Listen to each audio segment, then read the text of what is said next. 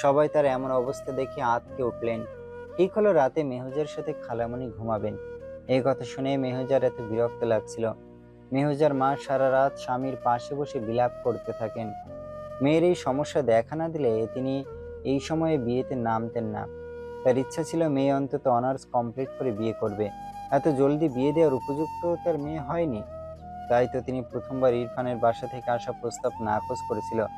পরে যখন চমকের জন্য তাদের বললেন, তারা তখনও বেশ আন্তরিকভাবে বললেন, ভাবি, আপনি আরেকটু ভাবেন, আপনার মেয়েকেই আমরা চাই, আশাহত করবেন না। তারপর বাসায় ফিরে তিনি পুরো ব্যাপারটা চমকের মায়ের কাছে খুলে বললেই চমকের মা তেতে ওঠেন। অবশ্য তার জায়গা থেকে রাগ করা জায়েজ আছে। রাতে খাবার খাওয়ার সময় ইরফানকে তার মা বিয়ের ব্যাপারে বললেন। ইরফান বুঝতে পারলো মা কিছু একটা ঘটিয়ে ফেলেছে, তাই সে বলল, মা, সোজাসুজি কথা বললে ভালো হয়। মাহিমা বেগম নড়ে চড়ে বললেন, তোর বিয়ে ঠিক করেছি সামনের শুক্রবারে। ইরফান এমন আন্দাজ করেছিল, তবে এত জলদি সেটা ভাবতেও পারেনি। তাই সে চমকে গিয়ে বলল। মানে কি? ইরা বলল, মানে হলো আমি চলে যাব সোমবার, তাই বিয়েটা এত জলদি আনা হয়েছে। কার সাথে বিয়ে ঠিক করেছো? মেয়ে কোথায় থাকে? আমি আসলে বুঝতে পারছি না, আমি চিনি না, জানি না, মেয়ে দেখিনি, তোমরা বিয়ে পাকা করে এসেছো, এসব কি? মেয়ে না চেনার কি আছে? তোমরা তো তোর চেনা মেয়েকে সাথেই বিয়ে দিচ্ছি। কোন চেনা মেয়ে? মেহাজা। ইরফান বোনের দিকে কিছুক্ষণ চেয়ে থেকে বলল, তোরা পাগল? ও আমার কত ছোট আইডিয়া আছে। এই তুই কত বড় চটকনা চিনিস? আপা? কিসের আপা? আম্মা একজন অসুস্থ, ইকরাও নাই এখন আর। তিনি একা একা কত করবেন? কাজ করার কথা বলিসছি না, একা একা থাকতেও তো ভালো লাগে না। বয়স হয়েছে, কথা বলার মানুষ লাগে। তোর তোরে 2 বছর যাবৎ বিয়ের জন্য বলি, তুই না না করছস। নিজেই পছন্দ মতো খুঁজতে বলছিস, সেটাও করিস নেই। এখন আমাদের সবার মেয়ে পছন্দ হয়েছে, আমরা বিয়ে দিব তোর ব্যাস। মাহিমা বেগম একটু নরম হয়ে ছেলেকে বললেন, আব্বা, মেহজারে তোর পছন্দ হয় না? এই প্রশ্নের জবাব কি দিবে সে বুঝতে পারছে না। সে অস্বীকার যেতে পারে না যে মেহজাকে সে পছন্দ করে। মেয়েটি নিঃসন্দেহে পছন্দ করার মতো, তার ভালোও লাগে, তবে মায়ের কথা শুনে তার লজ্জা লাগছে। মায়ের হাবভাব আর মেহজারও যে তার প্রতি অনুভূতি আছে সে আগেই ধরতে পেরেছে। যখন থেকে সে এটা ধরতে পেরেছে, সত্যি বলতে সে একবার হলেও মেহজাকে নিয়ে এমনটা ভেবেছে। তার মনে হলো যদি মেহজার আপত্তি না থাকে, পরিবারের আপত্তি না থাকে, তবে সে কেন আপত্তি করবে। মায়ের প্রশ্নের উত্তর হিসেবে সে শুধু বলল, তোমাদের যা ইচ্ছা তোমরা করো। ইরফানের কথা শুনে মাহিমা বেগম স্বস্তি পেলেন। আর ইরা মুখে হাত চেপে হাসছে। সে জানে এই মেয়েকে তার ভাই পছন্দ করে। ওই রকম সিরিয়াস পছন্দ না হলেও খারাপ লাগে না, ভালো লাগে ধরনের পছন্দ করে।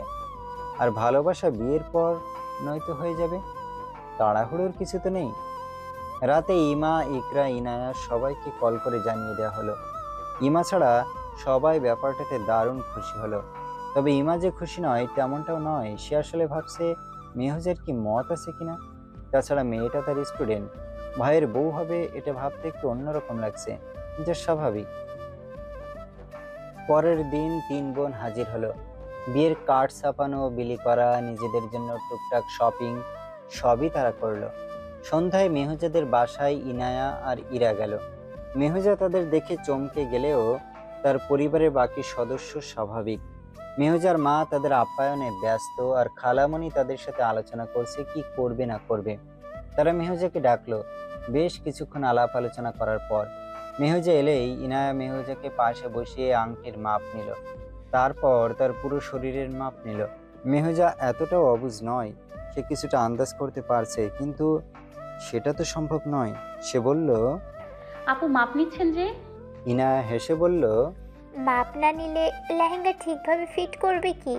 মাপ তো দিতেই হবে। মেহজা খালামণির দিকে তাকায়, তিনি ইশারায় চুপ থাকতে বলছেন। মেহজা কি করবে বুঝতে পারছেন না। মেহজার জুতোর মাপ নিয়ে তারপর 2 বোন বিদায় নিল। খালামণিকে বলল আগামীকাল সকালে মেহজাকে তৈরি করে রাখতে, তারা কালকে শপিংয়ে যাবে। হাতে সময় নেই বললেই চলে, এর মধ্যেই সকল আয়োজন করতে হবে। খালামণি তাদের কথাই সায় দিলেন। তারা যাওয়ার পর মেহজা তার মা খালামণিকে প্রশ্ন করতে থাকে বারবার। এখন তো আর গোপন রাখা যায় না। তারা বলে দিল বিয়ের কথা। মেহজার ইরফানের কথা মনে পড়তেই এত রাগ হলো। লোকটা তাকে কি অপমানটাই না করেছে। সে তার দুই বান্ধবী অনা আর প্রতীকে কল করে জানালো। তারা দুইজন বলল, এটাই সুযোগ, বিয়ে করে নে। ওই লোক তোকে বিয়ের আগে একবার কি দুইবার অপমান করেছে। তুই বিয়ে করে সারা জীবন করবি। মেহজা তাদের দুইজনকেও দাওয়াত দিল এবং বলল তার সাথে কালকে যেতে। অনা বলল তার পক্ষে কাল সম্ভব নয়, প্রতিও এখন নানা বাড়িতে। মেহজা যেন আরো অসহায় হয়ে পড়ল। তারা দুজন বলল বিয়ের আগে তারা ঠিকই সময় মতো চলে আসবে, টেনশন না নিতে। পরদিন সকালে মেহজা ঘুম থেকে উঠে ফ্রেশ হয়ে রেডি হলো। তার একটুও মন ছিল না যাওয়ার। খালামণি কি করলেন, জোর করে তাকে সাজিয়ে দিলেন, সুন্দর একটা থ্রি পিস হাতে ধরিয়ে দিলেন। মেহজা চুপচাপ সেজেগুজে আয়নার সামনে বসে রইল। তার হঠাৎ করে লজ্জা লাগছে। সে এখন এই মুহূর্তে ভ্যানিশ হয়ে যেতে চায়। সে করবে না বিয়ে। ইরফানের পেছনে ছুটি করার সেই স্মৃতিগুলো মনে পড়তে তার আরো বেশি লজ্জা লাগে। তার ইচ্ছে করছে সব ভুলে ঘুমিয়ে পড়তে। ইনায়া আর ইকরা এলো মেহজাকে ডাকতে। আপু, আমার মাথা ব্যথা করছে, আমি আমি না যাই। আচ্ছা, সমস্যা নেই, আমাদের কাছে ঔষধ আছে। সেই ঔষধ এত বেশি কার্যকরী যে মাথা মুহূর্তে গায়েব হয়ে যাবে। মেহজা যখন নিচে নেমে দেখলো ইরফান তার গাড়ির সাথে হেলান দিয়ে দাঁড়িয়েছে, ইরা আর ইমা আরেক পাশে দাঁড়িয়ে নিজেদের মধ্যে কথা বলছে। ইরফান এক ধ্যানে সামনে রাস্তার দিকে তাকিয়েছিল। সে ফর্মাল ড্রেসেই ছিল। স্কাই ব্লু শার্টটা তার বলিষ্ঠ দেহে কি সুন্দরভাবে মানিয়েছে। মেহজা দ্রুত চোখ সরিয়ে নিল। তাকানো যাবে না, ভুলেও তাকানো যাবে না। ইনায়া বলল, ইয়াজ, তুই মেহজাকে তোর গাড়িতে নিয়ে যা। আমরা চারজন একসাথে অন্য গাড়িতে আসছি। ইরফান মেহজার দিকে একবার তাকালো, তারপর বোনের দিকে তাকিয়ে বলল, তোমরা আলাদা যাবে কেন? গাড়িতে দুইজন আসো। না না, ওর তো মাথা ব্যথা করছে। আমরা থাকলে, মানে বেশি মানুষ থাকলে মাথা ব্যথা বেশি করবে। আমরা আলাদা যাই। ও তো ইকরার গাড়িতেই যাব, সমস্যা নেই। দুই বোন তাড়াতাড়ি সেখান থেকে সরে গেল। ইমা আর ইরাকে নিয়ে ইকরার গাড়িতে উঠে বসলো। তারপর তারা খুব জলদি স্থান ত্যাগ করে। মেহজা হা হয়ে সেদিকেই তাকিয়ে রইল। এত বড় চক্রান্ত যে তার সাথে হবে সে ভাবতেই পারেনি। ইরফান মেহজার দিকে সরাসরি তাকালো। ইরফানকে নিজের দিকে তাকিয়ে থাকতে দেখে মেহজার চোখ নামায়। ইরফানের এত হাসি পাচ্ছিল, সে কোনো মতে অন্যদিকে তাকিয়ে মিটিমিটি হাসে।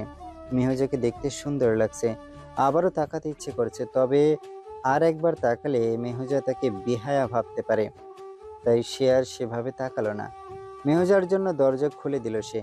মেহজা উঠে বসলে সে মেহজার ওড়নাটা সুন্দর করে তুলে দেয়। মেহজা কেন যেন ভীষণ লজ্জা পাচ্ছে। ধর, রাস্তায় বের হওয়ার কিছুক্ষণের মধ্যেই জ্যামে পড়তে হলো। মেহজা বাইরেই তাকিয়ে আছে, আর ইরফান কিছুক্ষণ পর পর আর চোখে মেহজাকে দেখছে। মেহজা তা খুব ভালো করেই বুঝতে পারছে দেখেই তার কান্না পারছে। কেমন একটা অন্যরকম অনুভূতি, একটুও ভালো লাগছে না। ইরফানের তাকানো তাকে লজ্জায় ফেলতে ফেলতে মাটির সাথে মিশিয়ে দিচ্ছে রীতিমতো। তার বারবার মনে একটাই প্রার্থনা যাচ্ছে, এটা স্বপ্ন হোক। ঘুম ভাঙলেই যেন এই লজ্জা থেকে রেহাই মেলে। কিন্তু এটা স্বপ্ন নয়, এটা বাস্তব। ইরফান মেহজার মন পড়তে পারছে দেখেই তার ইচ্ছে করছে একটু জ্বালাতন করতে। এই কয়দিন মেহজা তো তাকে কম জ্বালায়নি, আজ সে একটু করুক। তার খুবই মজা লাগছে। এতদিন নিশ্চয়ই মেহজাও এমন মজা পেত। ইরফান পণ করে বসলো, এখন থেকে এই মজা কেবল সে করবে। এই পৈশাচিক আনন্দটা তার বেশ লাগছে। সে গাড়িতে একটা গান ছাড়লো। I wanna be your vacuum cleaner, breathing in your dust.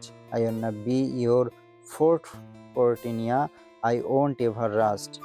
If you like your coffee hot, let me be your coffee pot. You call the shots, babe, I just wanna be yours. Secrets I have held in my heart are harder to hide than I thought. Maybe I just wanna be yours, I wanna be yours, I wanna be yours, wanna be yours, wanna be yours, wanna be yours. মেহজা গানের প্রতিটা অর্থ বুঝতে পারছে।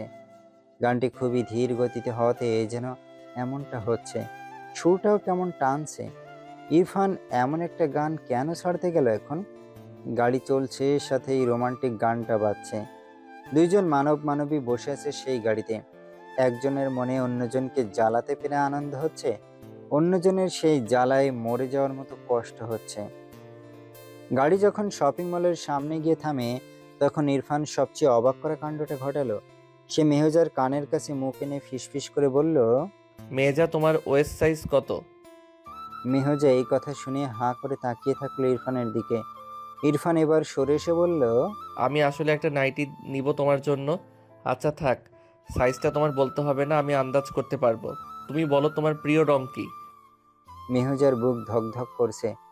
সে যে কোনো মুহূর্তে লজ্জায় মরে যাবে।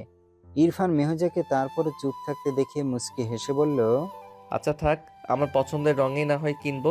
আমি জাস্ট ইমাজিন করছি কে। পুরো কথাটা শেষ করার আগে মেহজা ইরফানের মুখ হাত দিয়ে চেপে ধরল। তারপর রাগী স্বরে বলল, একদম চুপ। আর কিছু ইমাজিন করলে আমার থেকে খারাপ কেউ হবে না, বলে দিলাম। সে গাড়ি থেকে নামার চেষ্টা করতে থাকে, কিন্তু লক করা। ইরফান তার একটা হাত ধরে একটু কাছে টেনে বলল, আচ্ছা আর ইমাজিন করবো না, যা হবে সব সত্যি সত্যি হবে, একদম রিয়েলিটিতে। তারপর লকটা খুলে দিল। মেহজা চট করে গাড়ি থেকে নেমে পড়ল। ইরফান তা দেখে হেসে ফেলল।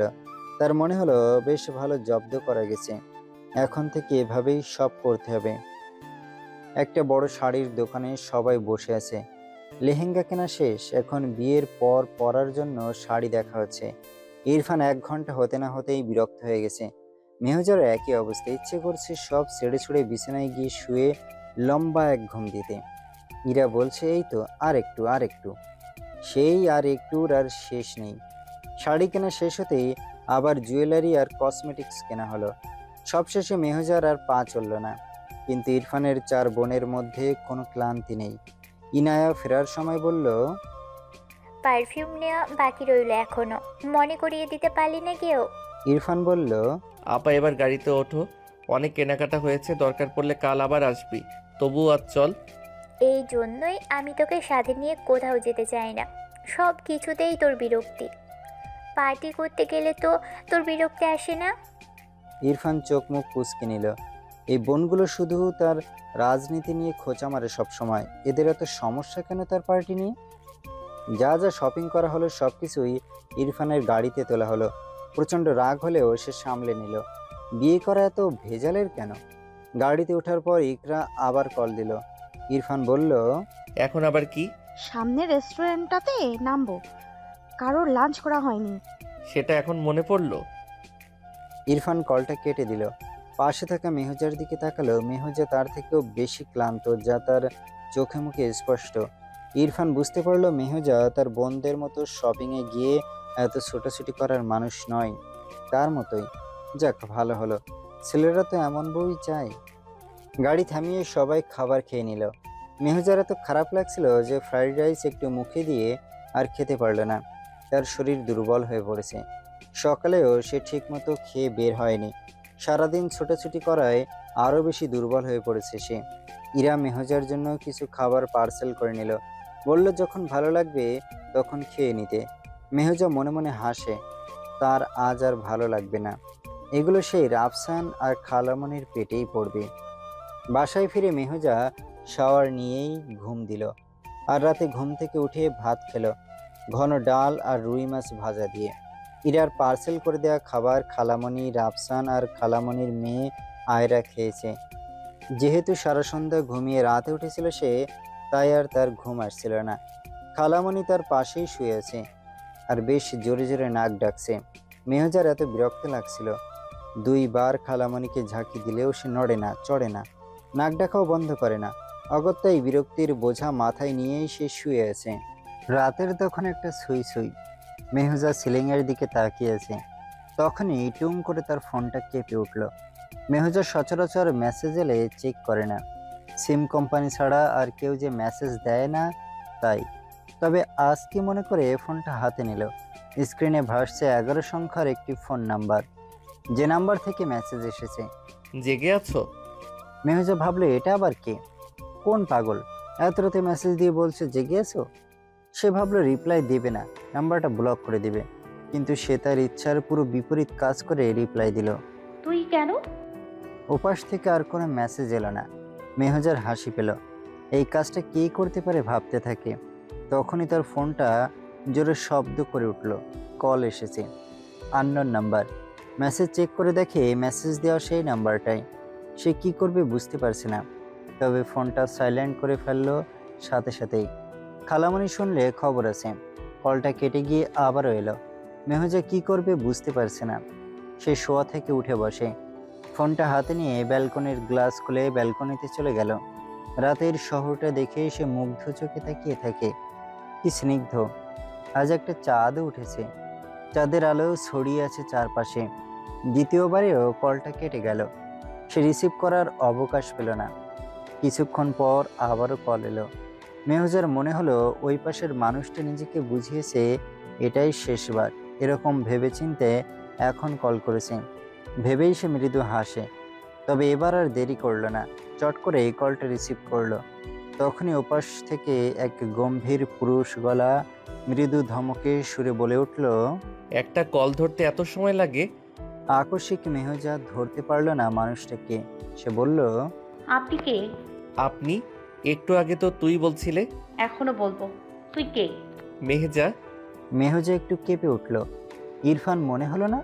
এটা ইরফান, কিন্তু সে কল দেবে কেন? নাম্বার পেয়েছে কোথায়? একটু সময় নিয়ে বলল, ইয়াজিদ ভাইয়া বলছেন?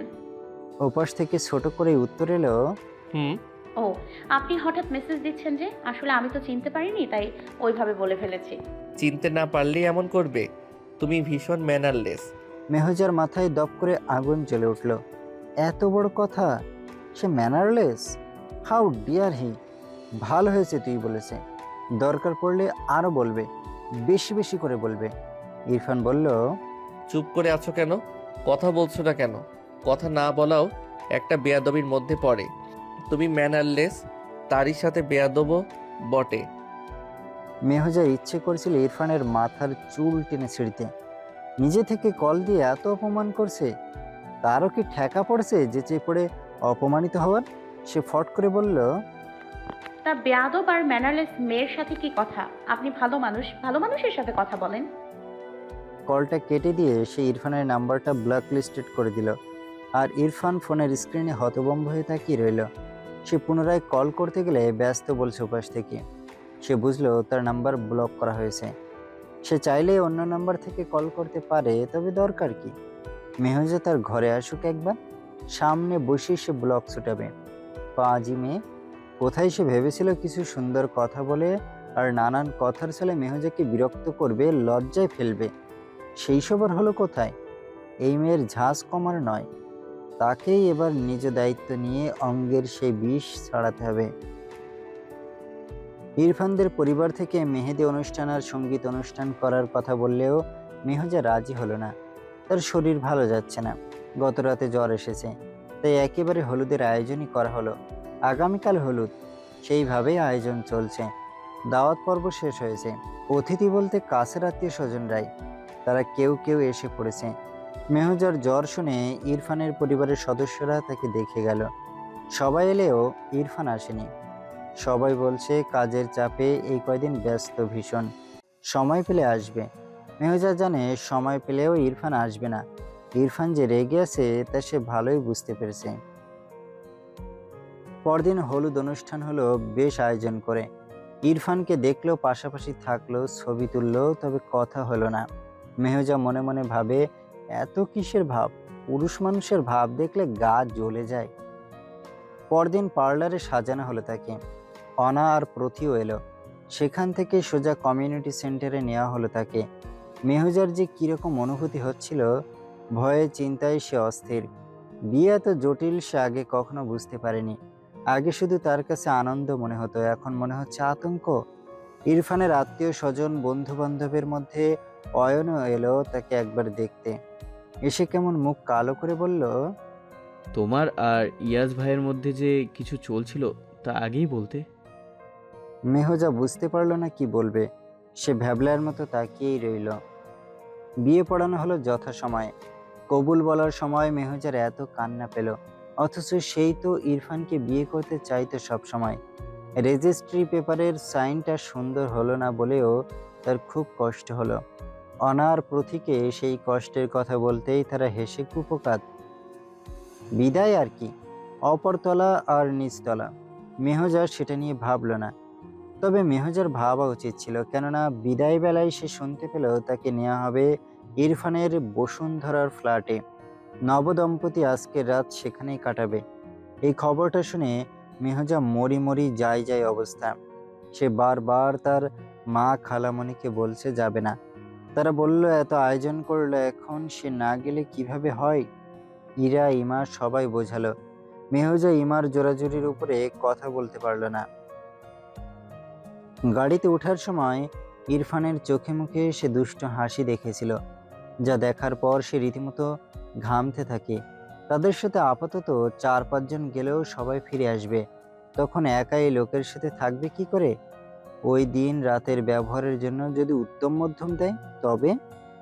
বসুন্ধরাতে 10 তলায় ইরফানদের ফ্ল্যাটটি, এটাও ডুপ্লেক্স। বড় পরিবার দেখেই তারা বড় বাসা প্রেফার করে। মেহজা ভেতরে প্রবেশ করে ভীষণ চমকে যায়। পুরো বাসা বেশ সুন্দর আলোকসজ্জায় সজ্জিত, সাথে আছে নানান রঙের ফুল, কিছু আর্টিফিশিয়াল তো কিছু সতেজ তাজা ফুল, যার মোহনীয় ঘ্রাণ চারিদিকে ছড়িয়ে আছে। এত সুন্দর চোখ ধাঁধানো সাজ দেখে মেহজার মন পুলকিত হয়ে উঠল। সে একটু আগের সকল ভয় ডর ভুলে মুগ্ধ হয়ে সবটা অবলোকন করতে লাগলো। তাদের সাথে এসেছে ইরফানের ছোট ফুপি ইরা, ইকরা, ইনায়া, প্রথি, অনা আর অয়ন। অয়ন আসতে চায়নি, কিন্তু এত রাতে এতগুলো মহিলা আসা যাওয়া করবে, পুরুষ কেউ সাথে না থাকলে চলে নাকি? এই বলে ইরা তাকে নিয়ে এলো। বেচারা মেহজাকে পছন্দ করেছিল। সে কিনা সন্ধ্যায় একবার বাকিদের সাথে এসে নিজ হাতে বাসরও সাজিয়েছে, আর এখনো তাকে জোর করে এনে বসিয়ে রাখছে।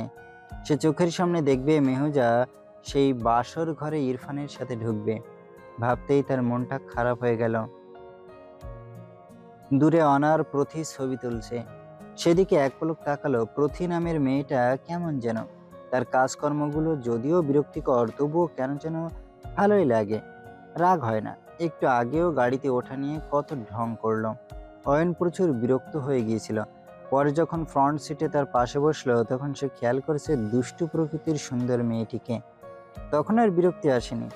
যদিও তার মন একদিক দিয়ে ভেঙেছে, তবু অন্য দিকটা বোধহয় গড়ে উঠছে।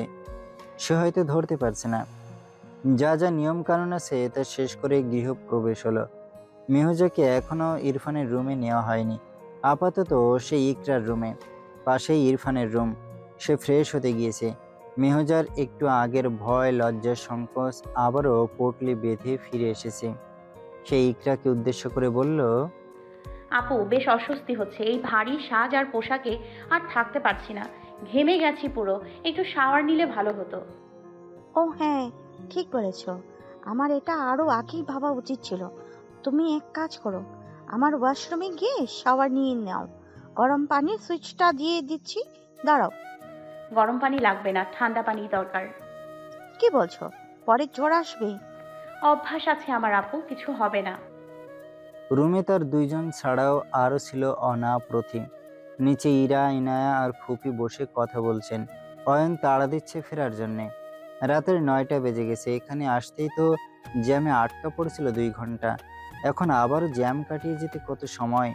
তারা নাকি রেস্ট নিতে হবে। ইকরা মেহজাকে বলল, শাড়ি পরতে পারো? হ্যাঁ পারি। তাহলে তো ভালোই। আচ্ছা, ওয়াশরুমে শাড়ি নিয়ে যাওয়ার দরকার নেই, ভিজে যাবে। তুমি ব্লাউজ আর পেটিকোট নিয়ে যাও, রুমে এসে শাড়ি পরে নিও। আমি দরজা লাগিয়ে রাখবো। আচ্ছা আপু। সবাই হাত লাগিয়ে মেহজার গহনা, চুলের কাঁটাগুলো খুলে দিল। সব শেষে সে শাওয়ার নিতে ওয়াশরুমে ঢুকলেই ফুপি আসেন রুমে। তিনি এসে বললেন, ইকরা চল, এদিকটায় সব তো শেষ, এখন ওরা থাকুক, আমরা যাই, রাত হয়েছে অনেক। ইকরা ইতস্তত করে বলল, ফুপু, মেহজা তো শাওয়ার নিচ্ছে, একটু অপেক্ষা করি। প্রথি ফট করে বলে উঠল, আপু, আপনি বোধহয় জানেন না, আসলে মেহেজার গোসল করতে 1 ঘন্টা লাগে। আমরা আসলে এতক্ষণ থাকি কিভাবে? আমারও ভীষণ দুর্বল লাগছে, বাসায় ফিরতে হবে, ফ্রেশ হতে হবে। কিন্তু ফুপি বললেন, খাওয়া দাওয়ার পর্ব তো শেষ, আর কিছু খাওয়ার এনে রেখেছি, ক্ষুধা লাগলে ওরা খেয়ে নিতে পারবে। ইরফান তো আছে, ওকে বলে আমরা বের হই।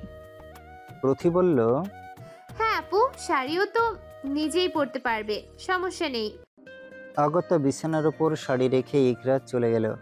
মেহুজাকে জানাতে গেলে প্রথি মানা করে, বলে, এখন আর ওকে ডাকবেন না আপু, ও শুধু শুধু এটা ওটা বলে আমাদের আটকে রাখবে, লেট করাবে, কিন্তু নিজে 1 ঘন্টার আগে আসবে না, আমরা চুপি চুপি চলে যাই।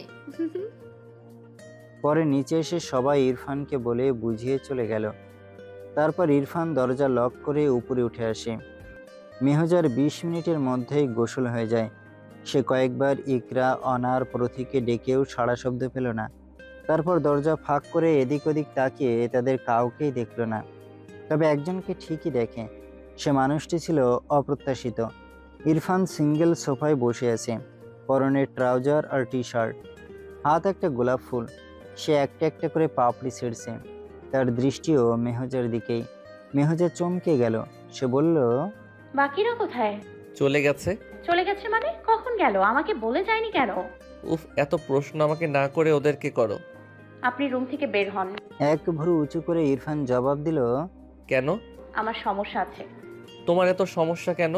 আপনি যান, না হলে এক কাজ করুন, আমাকে বিছানার উপর থাকা জামা কাপড়গুলো দিন। ইরফান ভ্রু কুঁচকে বিছানায় তাকালো। শাড়ি, ব্লাউজ, পেটিকোট সব বিছানায় পড়ে আছে। মেহজা তখন তাড়াহুড়ো করে ব্লাউজ আর পেটিকোটটা পর্যন্ত নিয়ে যায়নি। ইরফান থম মেরে বসে রইল। মেহজা বলল, কি হলো, দেবেন নাকি যাবেন? ইরফান হঠাৎ করে মেহজার দিকে এগিয়ে আসে। মেহজা দ্রুত দরজা আটকে দিল। ভয়ে তার অন্তরাত্মা কেঁপে ওঠে। তবে ইরফানের কোনো সাড়া শব্দ না পেয়ে সে পুনরায় দরজা খুলে মাথাটা হালকা বের করে। ইরফান নেই। দরজা হাট করে মেলে রাখা। সে দ্রুত তোয়ালে জড়িয়ে বের হয়ে রুমের দরজা লাগিয়ে পেছনে ফিরতেই চমকে উঠল। বাথরুমের দরজার পাশেই দেওয়ালে হেলান দিয়ে ইরফান দাঁড়িয়ে। সে মাথা বের করে বাম পাশটাতেই কেবল চোখ বুলিয়েছিল, আর ডান পাশে না তাকিয়ে সোজা দরজার দিকে সে চলে এসেছিল। কি করবে না করবে কিছু বুঝে ওঠার আগেই ইরফান তার দিকে এগিয়ে সে বলিষ্ঠ হাত দিয়ে মেহজার কোমর আঁকড়ে ধরল। এদিকে তোয়ালে খুলে না পড়ে যায় সে ভয়ে বুকের কাছটায় মেহজা শক্ত করে চেপে ধরল। ইরফান এত সুন্দর করে মৃদু হাসলো যে মেহজার মন কাননে ফুল ফুটতে শুরু করলো। কখন যে ইরফান থেকে 2 হাতে তুলে ধরেছে সে বুঝতেই পারল না। বিছানায় ফেলতেই সে নড়ে চড়ে উঠল। ইরফান থামেনি। উষ্ণ চুম্বনে ভাসিয়ে দিচ্ছিল মেহজার সারা চোখে মুখে। মেহজা এক নতুন অনুভূতিতে, এক অজানা শঙ্কায় কেঁপে ওঠে। তখনই ইরফান তাকে ছেড়ে দিল। বলল, বাসর খাট ওইখানে আর আমি এইখানে বাসর করছি, একটু মনে করিয়ে দিবে না? চলো তো আমরা আমাদের বাসর খাটে যাই। মেহজা কি বলবে ভ্যাবলার মতো তাকিয়ে রইল। আবারও ইরফান তাকে 2 হাত তুলে শূন্যে উঠিয়ে নিজের রুমে গমন করে। রুমে ঢুকেই মেহজার চোখ জুড়িয়ে গেল, সাথেই দেহে বয়ে গেল শিহরণ। লাল সাদার মিশ্রণে সাজানো রুমটি এতটা রোমাঞ্চকর, সে ভীষণ লজ্জায় পড়ে গেল। ইরফান আলতোভাবে তাকে বিছানায় বসায়। মেহজার গালে হাত দিতেই সে বলে উঠল, আমার চুল ভেজা, ভেজা চুলে এতক্ষণ থাকলে জ্বর আসবে। একদিনও হয়নি যে জ্বর থেকে উঠেছি। ইরফান মুচকি হেসে বলল, আচ্ছা, একটু অপেক্ষা করো। ইরফান রুম থেকে বের হয়ে গেল। মেহজা ইরফানকে চিনে উঠতে পারছে না। ইস, বাসরটা তেমন লজ্জার কেন? ইরফান এত বেশরম হলো কবে? সে আশেপাশে নিজের ব্যাগটা খুঁজতে থাকে। অনা বলেছিল ব্যাগ এই রুমে রেখেছে, ব্যাগে তো জামা থাকার কথা। সে ব্যাগ খুঁজতে থাকে, কাবার্ডেও দেখে তবে পায় না। চিন্তিত মুখে দাঁড়িয়ে থাকে সে। তখনই ইরফান এলো। এদিকে আসো, এখানে বসো। তার হাতে হেয়ার ড্রায়ার। সে মেহজার পাশে এসে বলল, ড্রেসিং টেবিলের সামনে ইঙ্গিত করতেই মেহজা গিয়ে বসে। আয়নায় নিজেকে দেখে নিজেই লজ্জা পেল। সে এভাবে ইরফানের সামনে ঘুরঘুর করছে। ধুর। ইরফান নিজ হাতে যত্নের সহিত মেহজার চুল শুকিয়ে দিল। মেহজা বলল, আমার ব্যাগটা কোথায়? আমি কিভাবে জানবো? অনা বলেছিল এই রুমেই রেখেছে। তাহলে সেটা ওনাই ভালো বলতে পারবে। মেহজার রাগ হলো। ইরফানের চোখ গরম করে বলল, আমার জামা কাপড় পরতে হবে তো। পড়তে চাও? কথাটা শুনে মেহজা এমনভাবে ইরফানের দিকে তাকালো, লোকটা কি পাগল হলো? এটা কেমন প্রশ্ন? জামা কাপড় পরতে চাইবে না কেন? ইরফান এবার নিজের কাবার্ড খুলে একটা প্যাকেট মেহজার দিকে বাড়িয়ে দিল। মেহজা প্যাকেটটা হাতে নিয়ে বলল, এটা কি? তোমার ড্রেস। আমার ড্রেস মানে? মানে আমি তোমার জন্য এটা এনেছি, দেখো তো পছন্দ হয় কি না। ড্রেসটা দেখে মেহজার চক্ষু চড়ক গাছ। লাল রঙের শর্ট স্লিভলেস নাইটিটা দেখে তার মাথা চক্কর দিয়ে উঠল। সে এবার বুঝতে পারছে আসলে উত্তম মধ্যম নয়, ইরফান থেকে এভাবেই একটা শাস্তি দিচ্ছে। সে বলল, ছি, আমি এটা কখনোই পরবো না। কেন? আপনি এই বিশ্রী জিনিসটা আমার জন্য কেন এনেছেন? টাকা কম পড়েছিল? বড় কাপড় পাননি? টাকা আসলে বেশি পড়েছিল। তুমি হয়তো জানো না, আজকাল যত বেশি টাকা হবে কাপড় তত কম পড়বে। টাকার ফুটানি দেখাচ্ছেন? দেখাচ্ছি নাকি? হ্যাঁ। বেশ, তবে দেখো। মেহজা চুপ করে ফ্লোরে তাকিয়েছে। ইরফান একটু হেসে বলল, শোনো, তুমি যদি চাও আমার সামনে এমন টাওয়েল পেঁচিয়ে থাকবে, আমার জন্য সেটাও ভালো, মানে বেশিই ভালো। টাওয়েল তো আর গায়ে আটকে থাকবে না, বলা তো যায় না, একটা নেই। মেহজা ইরফানের দিকে ক্রোধিত নয়নে তাকায়। ইরফান আরেকটু হেসে বলল, তবে এইটা কিন্তু টানলেও নড়বে না। টাওয়েল তো কোনো পোশাক না, এটা তো পোশাক। মেহজা বুঝতে পারছে এই লোকটা ভালোই প্রস্তুতি নিয়েছে তাকে হারানোর জন্য। এর থেকে আর মুক্তি মিলবে না। সে নাইটিটা নিয়েই ওয়াশরুমে ঢুকলো। ইরফানের ঠোঁটে মুখে বিশ্বজয়ের হাসি। এবার বাকি কাজটা সারতে পারলেই হয়। মেহজা বের হতে ইরফান একটু নড়ে চড়ে বসলো। সত্যি বলতে তার নিজেরও কেমন একটা অনুভূতি হচ্ছে, কিছুটা লজ্জা তারও লাগছে, তবে সেটা মেহজাকে বুঝতে দেওয়া যাবে না। দেখেছো, আমি সাইজটা একদম পারফেক্ট এনেছি। মেহজা তাকালো না। ইরফান তার হাত ধরে টেনে এনে বিছানায় বসালো। বলল, তোমার ফোন কোথায়? কেন? কোথায় সেটা বলো, এত প্রশ্ন কেন করছো? মৃদু ধমকটা কাজে দিয়েছে। মেহজা বলল, ব্যাগেই তো থাকার কথা, এখন তো ব্যাগেই পাচ্ছি না। ও, ব্যাগে? ইরফান বিছানার দিকে এগিয়ে গেল। তারপর খাটের পেছন থেকে ব্যাগটা টেনে বের করলো। তা দেখে মেহজের মুখটা আপনা আপনি হা হয়ে গেল। অসভ্য লোকটা তার ব্যাগ লুকিয়ে রেখেছিল, আবার বলেছে সে জানে না। কি বাটপার! ইরফান ব্যাগের ভেতর হাতড়ে মেহজার ফোনটা বের করলো। তারপর মেহজার সামনে এসে বলল, লক খোলো। খুলবো না। খুলবে না? আমার কথার অমান্য করবে তুমি? ভুলে যেও না, তুমি এখন আমার আন্ডারে, একদম একা। আমি চাইলে মেরে গুম করে দিতে পারি আমি। ভয়ে ভয়ে মেহজার লক খুলল। সত্যি তো, এই লোককে তো বিশ্বাস নেই, যদি সত্যি কিছু করে দেয় তবে। এবার আমার নাম্বারটা আনব্লক করো, রাইট নাও। শেষ কথাটাতে আবার ধমক। মেহজা বুঝতে পারলো এই লোক ভালোই প্রতিশোধ নিচ্ছে। সে ফেসবুকে এমন একটা পোস্ট দেখেছিল, এক লোক বিয়ে করে তার আইডি বউয়ের ব্লক লিস্ট থেকে ছুটায়। ইরফানও সেই পদ্ধতি অ্যাপ্লাই করছে। মেহজা নাম্বারটা আনব্লক করতেই ইরফান তার হাত থেকে ফোনটা কেড়ে নিয়ে ড্রয়ারের উপর রেখে দিল। তারপর তার দিকে তাকিয়ে বলল, আর কোনোদিন ব্লক করবে? মেহজার ইচ্ছে করছিল ইরফানের চুলগুলো টেনে দিয়ে বলতে, শালার বেটা, তোকে পারলে আমি জীবন থেকে ব্লক করি। এত চালাস কেন তুই? ইরফান উঠে দরজাটা নক করে দিল। লাইটটা অফ করতেই মোমবাতিগুলোর আলো এবার স্পষ্ট হলো। এতক্ষণ যাবৎ জ্বলছিল, তবে ঘ্রাণ পাওয়া ছাড়া আর কিছুই মেহজা বোঝেনি। এখনই তার নজরে এলো জ্বলন্ত মোমবাতিগুলো। ইরফান পাশে এসে তার হাত ধরতেই সে ছাড়িয়ে নিল। বলল, মেজ, আমি কিন্তু সত্যি মারবো যদি এমন করো।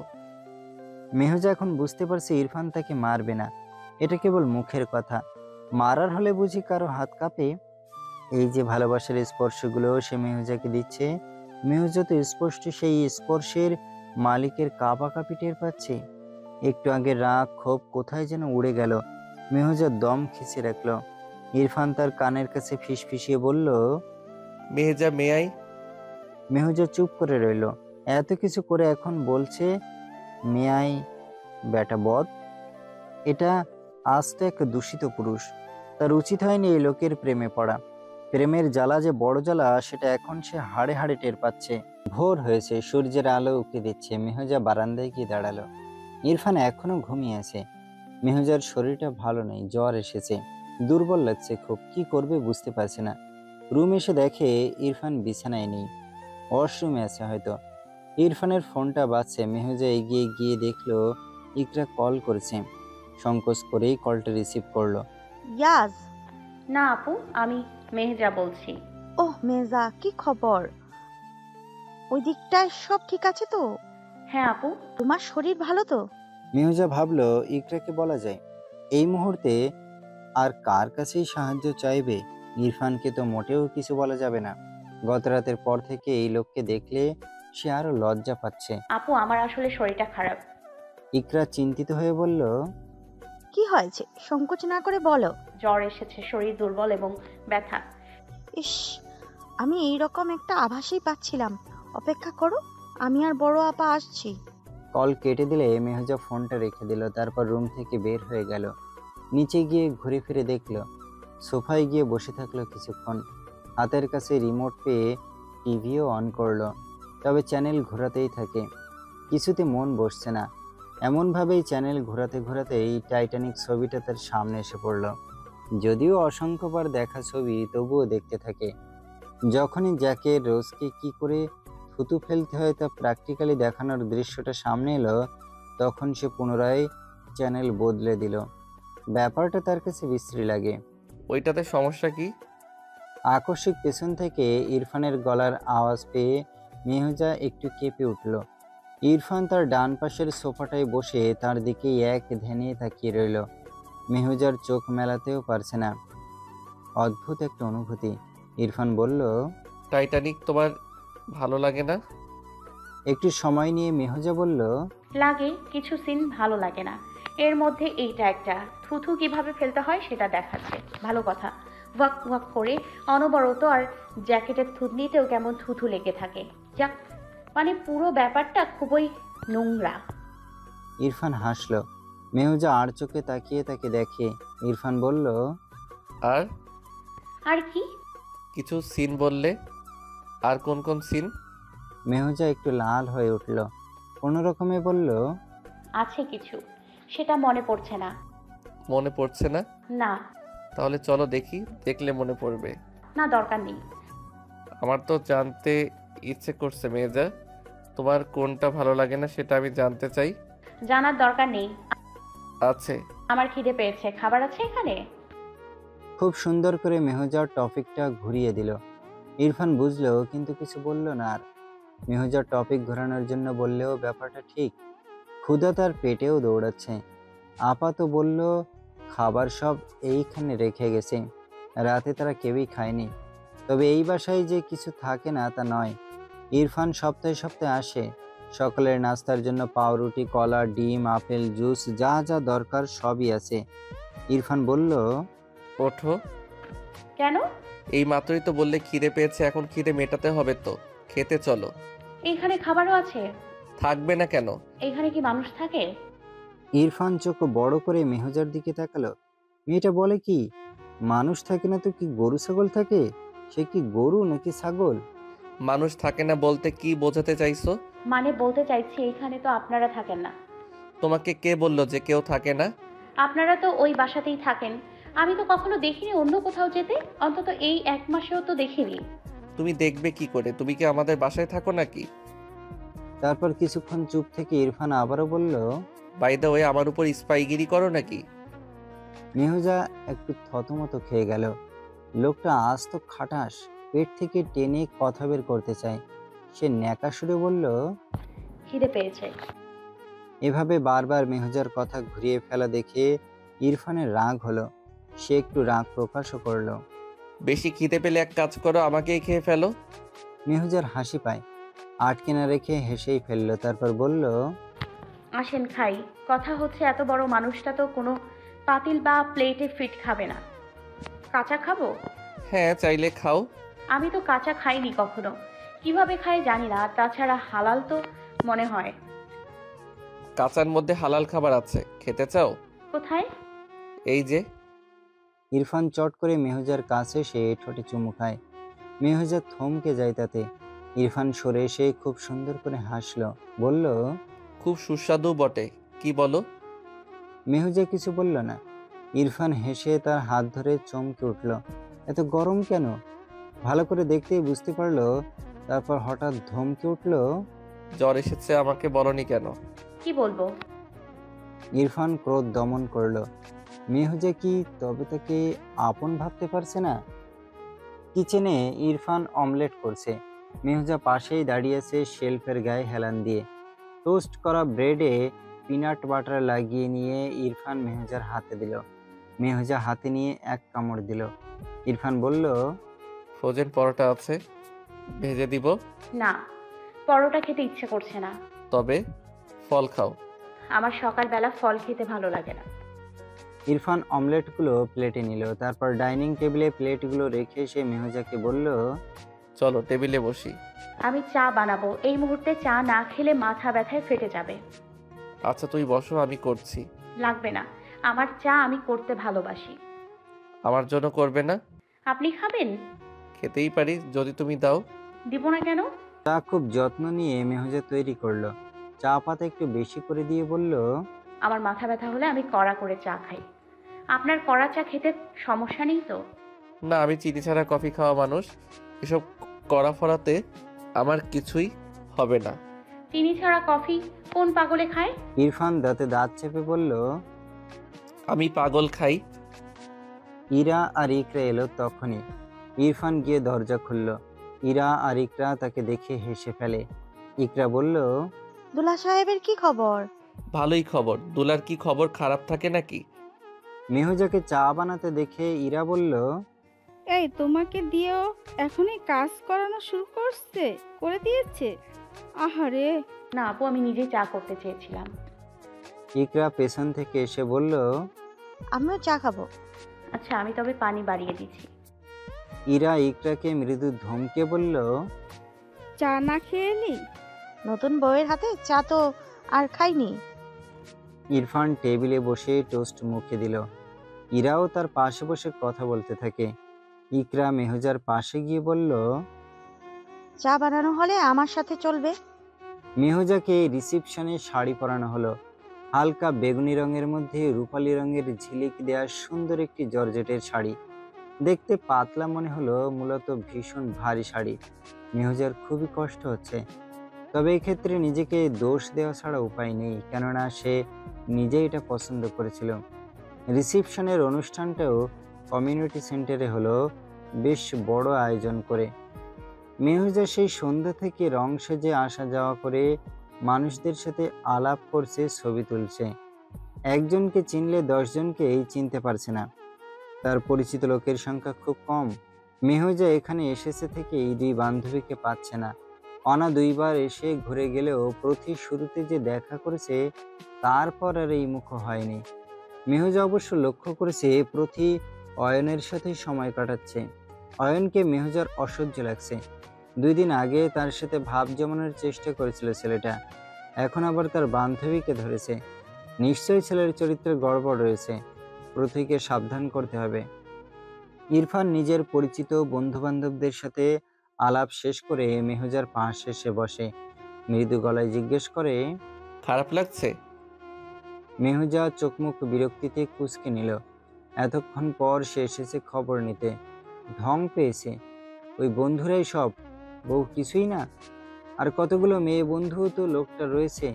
এত দারুণ আভিজাত্যে মোড়া সুন্দরী মেয়ে রেখে সে তাকে কি করে বিয়ে করেছে সেটা ভেবেই সে অবাক। ইরফান বলল, কি হলো, কথা বলছো না কেন? বেশি খারাপ লাগছে? না। থমথমে গলা শুনে ইরফান বুঝেই নিল মেহুজা রেগে আছে। সে কি তার উপর রাগ করেছে নাকি? করতেও পারে। এই মেয়েকে সে বোঝে না কোনো মেয়েকেই, নিজের মা বোনদেরও বোঝে না। ইরফান হঠাৎ করে ভাবলো ভবিষ্যতে তার মেয়েকে সে বুঝতে পারবে তো। অনুষ্ঠান খুব সুন্দরভাবেই সমাপ্ত হলো। অনা বাসায় ফেরার প্রস্তুতি নিচ্ছিল। মেহুজার সাথে দেখা করে নিয়েছে। প্রতীকে ডাকতে গেলেই কোথা থেকে সামনে সিনান এসে দাঁড়ায়।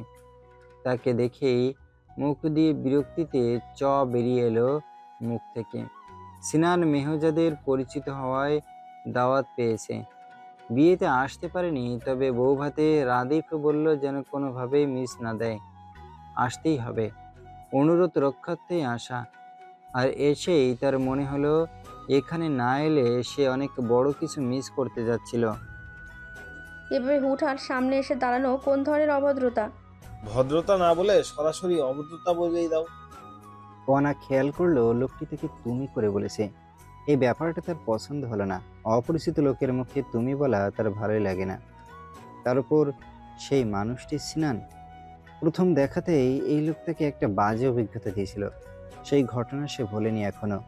তবে লোকটা ভারী নির্লজ্জ। কি সুন্দর সামনে এসে দাঁড়িয়ে পড়ল। গর্ধব শব্দটা বিড়বিড় করে বলল সে, আপনি ভালো আছেন? এতক্ষণ ছিলাম, বিশেষক্ষণ আপনাকে দেখে সেই ভালো চলে গেছে। তাই নাকি? কি বলেন? তাহলে আমারই তো দায়িত্ব সেই ভালোটা ফিরিয়ে আনার। জি, অবশ্যই আপনার দায়িত্ব। এবার সামনে থেকে সরুন, আমি ভালো হয়ে যাব। না না, চললে চলবে না। একটা কাজে এসেছি, সেটা তো শেষ করতে হবে। কি কাজ? আপনাকে আমার পছন্দ হয়েছে খুব। বিয়ের বয়স হয়েছে, তাই প্রেম টেমও যেতে চাচ্ছি না, সোজা বিয়েই করতে চাচ্ছি।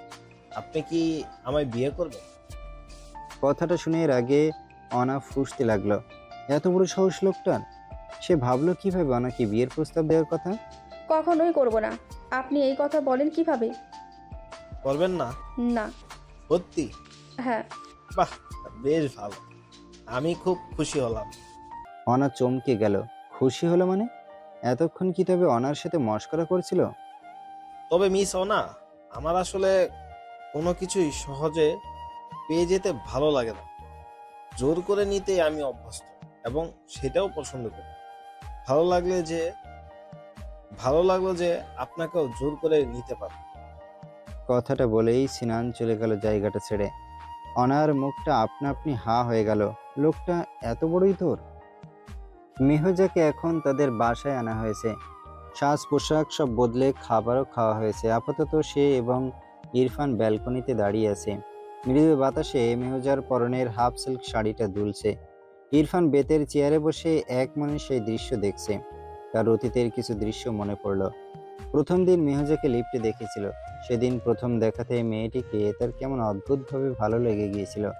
সে ভেবেছিল মানুষ হিসেবে ভালো লেগেছে, এত ছোট মেয়ের প্রতি ওই ভালোবাসা বা ভালো লাগা আসবে না, প্রশ্নই ওঠে না। কিন্তু দিন বদলায়। মেহজাকে আর একটু কাছ থেকে দেখার সুযোগ হলো। ইমার অনুপস্থিতিতে যখন সে মেহজার পরীক্ষা নিচ্ছিল, তখন খোলা চুলের মেহজাকে তার আবারও ভালো লেগেছিল। তাই তো পরবর্তীতে বলল চুল খোলা রাখার জন্য। তবুও তার মনকে সে বোঝায় এসব কিছুই না, সব স্বাভাবিক।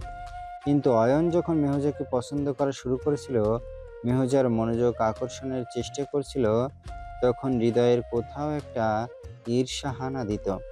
ততদিনে অবশ্য সে নিজেও বুঝে গিয়েছিল যে মেহজা তাকে পছন্দ করে। ভালোবাসার কথা না জানুক, পছন্দেরটা জানতে পারলো বলেই খুশি। ওইদিকে মা বোনদের ইশারা ইঙ্গিতেও সে বহু আগেই ধরে ফেলেছিল। মানা কখনোই করতে চায়নি, তবুও একটু ভাব ধরতো যে সে চাইছে না। কারণ তার কাছে ব্যাপারটা কিছুটা লজ্জার। নিজে থেকে এত ছোট বয়সের মেয়েকে বিয়ে করার সে কোনো যথাযথ কারণ খুঁজে পাচ্ছিল না। তবে সেদিন ইলার কথা শোনার পর মেহজার হৃদয় ভাঙার শব্দ সে কেন যেন পাচ্ছিল।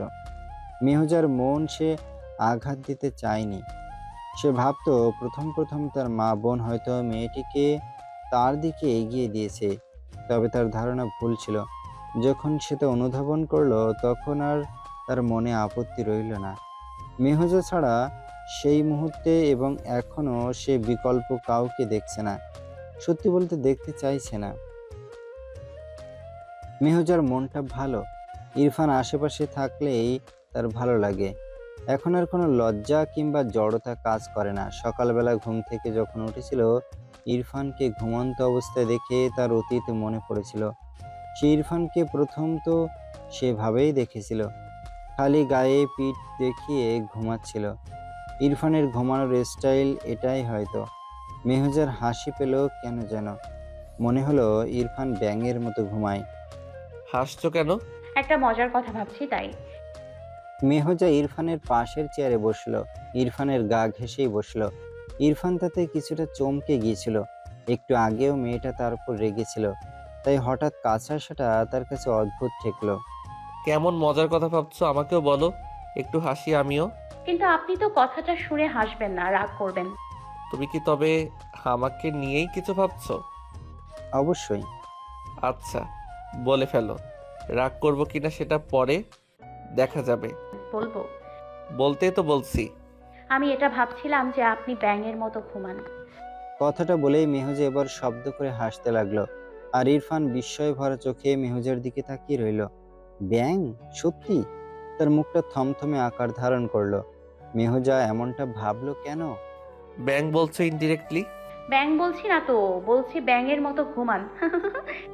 ইরফান উঠে চলে যাচ্ছিল, মেহুজা হাত ধরে ফেললো। বসুন, আরো একটা কথা বলার আছে। আরো একটা অপমান তবে? শুনবেন না তাই তো? শুনবো না বলিনি। বেশ, তবে শুনুন। মেহুজা আকস্মিক ইরফানের গলা 2 হাত দিয়ে পেঁচিয়ে ধরলো, মুখটা তার কানের কাছে নিয়ে ফিসফিসিয়ে বলল, আমি আপনাকে ভালোবাসি। ইরফানের ঠোঁটের কোণে হাসি ফুটল। সে নিজেও মেহুজার কানের কাছে মুখ এগিয়ে নিয়ে ফিসফিস করে বলল, জানি। চমকে গিয়ে হাত ছাড়িয়ে নিয়ে মেহুজা বলল, জানেন মানে? জানি মানে কি আবার? জানি মানে জানা, অনেক আগে থেকেই জানি। আমি তো কখনো বলিনি। সব কিছু মুখে বলতে হয় তা কে বলল? আর সব কিছু যে মুখে না বললে বোঝা যাবে না সেটাও বা কে বলল? মেহুজা সরে এলো ইরফানের পাশ থেকে। ইরফান তবে জানে? সে তো জানে না ইরফানের মনের কথা। ইরফান তাকে বিয়ে করলো কেন? প্রশ্নটা এত বেশি মাথায় আসছে, তার মনে হয় কেবল পরিবারের কথাতেই সে বিয়েটা করেছে। মেহুজা তো ভালো করেই জানে পিতামাতার বাধ্যগত সন্তান ইরফান। তবে কি শুধুমাত্র মাতৃ আজ্ঞা পালন? তার মনটা খারাপ হয়ে গেল। রেলিং ধরে দাঁড়িয়ে চাঁদটা এক মনে তাকিয়ে দেখে। হঠাৎ পেছন থেকে তাকে 2টা বলিষ্ঠ হাত জড়িয়ে ধরে। সেই হাতের মালিককে সে চেনে। ইরফানের উষ্ণ স্পর্শ সে অনুভব করে। তার চুলগুলো একপাশে সরিয়ে কানের লতিতে আলতো করে কামড় দিয়ে ইরফান তখনই বলল সবচেয়ে সুন্দর কথাটা, the moon is beautiful, isn't it? Mehuja কেঁপে উঠল। সে এই কথাটির অর্থ জানে। এই কথার অর্থ এটা নয় যে চাঁদটা সুন্দর, তাই নয় কি? এই কথার মূল উদ্দেশ্য আরেকটি। বাংলা ট্রান্সলেট যদিও এটি হবে, তবুও এর আসল ভাষা, মূল ভাব সম্পূর্ণ আলাদা। এর মূল অর্থ হলো আমি তোমাকে ভালোবাসি। এবং এই কথাটা জাপানিজ কোনো এক সাহিত্যতে প্রকাশ পেয়েছিল। সে পেছন ফিরে শক্ত করে জড়িয়ে ধরল তার স্বপ্ন পুরুষকে, বলল, ইয়েস, ইট ইজ। ইরফানের ঠোঁটে এক টুকরো প্রশান্তির দেখা মিলল। সে জানে মেহুজার সাহিত্য প্রেম সম্পর্কে, তাই তো ভালোবাসার প্রকাশটা সাহিত্যিকভাবেই করল। দুটো মানুষ একে অপরকে জড়িয়ে ধরে আছে। চাঁদের আলো তাদের সেই মুহূর্তটা ধীরে ধীরে রোমাঞ্চকর করে তুলছে। দক্ষিণা হাওয়া তাদের ছুঁয়ে যাচ্ছে এবং সেই বাতাসে বহিছে প্রেম। তাদের নয়নেও রয়েছে নেশা। এখন হয়তো গোধূলি লগ্ন নেই, তবে এক গোধূলি লগ্নে যখন গোধূলি আকাশ লাজুক লাজুক ছিল, তখন ইরফান তার জীবনের এক বড় সিদ্ধান্ত নিয়েছিল। সন্ধ্যার হাওয়ার সেই মুহূর্তে লিফটে মেহুজার সাথে দাঁড়িয়ে সে মেহুজার প্রতিটি নিঃশ্বাসও বোধহয় অনুভব করেছিল। সে তখন মেহুজাকে ভালোবেসেছিল, যেমনই বাসে আজ এবং আগামীতেও সে বাসবে।